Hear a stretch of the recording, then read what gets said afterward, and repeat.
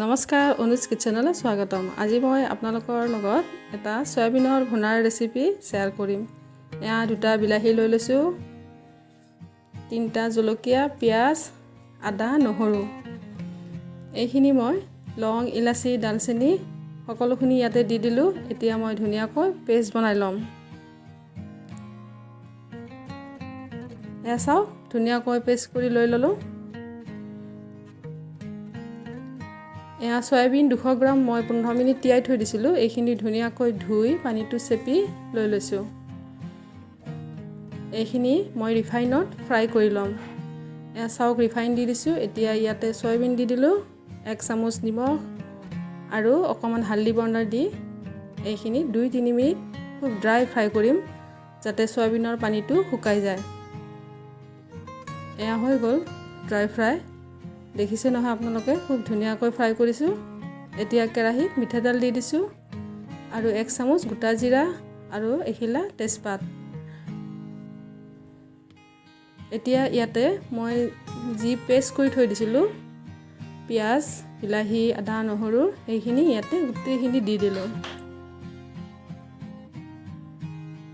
এইখিনি এনেকৈ 1-2 মিনিট ভাজি ল'ম, তাৰপিছত সয়াবিন দি দিম। এইটো খাবলৈ খুব টেষ্টি হয়, নিশ্চয় আপোনালোকে ট্ৰাই কৰিব। এয়া চাওক, সয়াবিন ফ্ৰাই কৰি থোৱা সয়াবিন ইয়াতে দি দিলোঁ। এতিয়া ইয়াতে অকণমান পানী দি দিম। এয়া মই সেই বাতিটোৰে অকণমান পানী দি দিছোঁ। এতিয়া শুকান জলকীয়াৰ গুড়ি 1 চামুচ দি দিলোঁ।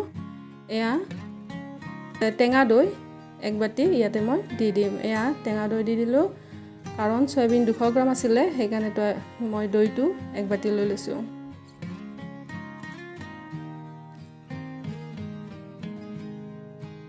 দৈ দিয়াৰ পিছত ড্ৰাই হৈ গৈছে। এতিয়া 1 বাতি ইয়াতে পানী দি দিলোঁ, 1 চামুচ গৰম মছলা আৰু অন্নপূৰ্ণ ঘিউ 2 চামুচ।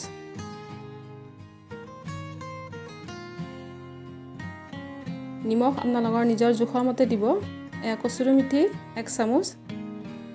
এনেদৰে হাতেৰে মোহাৰি দিলে চেণ্টটো খুব ধুনীয়া হয়, সেইকাৰণে মই হাতেৰে মোহাৰি দি দিছোঁ। এয়া চাওক কি ধুনীয়া হৈছে সয়াবিনৰ ভুনা। আপোনালোকে নিশ্চয় ট্ৰাই কৰিব। নিমখ মই অকণমান কম হৈছে, সেইকাৰণে আকৌ দি দিলোঁ। এতিয়া লাষ্ট 1 চামুচ চেনি দি দিম। এয়া চেনি দি দিলোঁ। এতিয়া অকণমান ঢাকনিখন 1 মিনিট লগাই দিম, যাতে চেনিটো খুব ধুনীয়াকৈ গলি যায়। এয়া হৈ গ'ল, চেনি গলি গ'ল আৰু ধুনীয়াকৈ ভুনাৰ ৰেচিপিটো হৈ গ'ল। যদি আপোনালোকৰ এই ৰেচিপিটো খাই ভাল লাগে, মোক কমেণ্ট কৰিব, লাইক কৰিব, শ্বেয়াৰ কৰিব, ছাবস্ক্ৰাইব কৰিব। Thank U.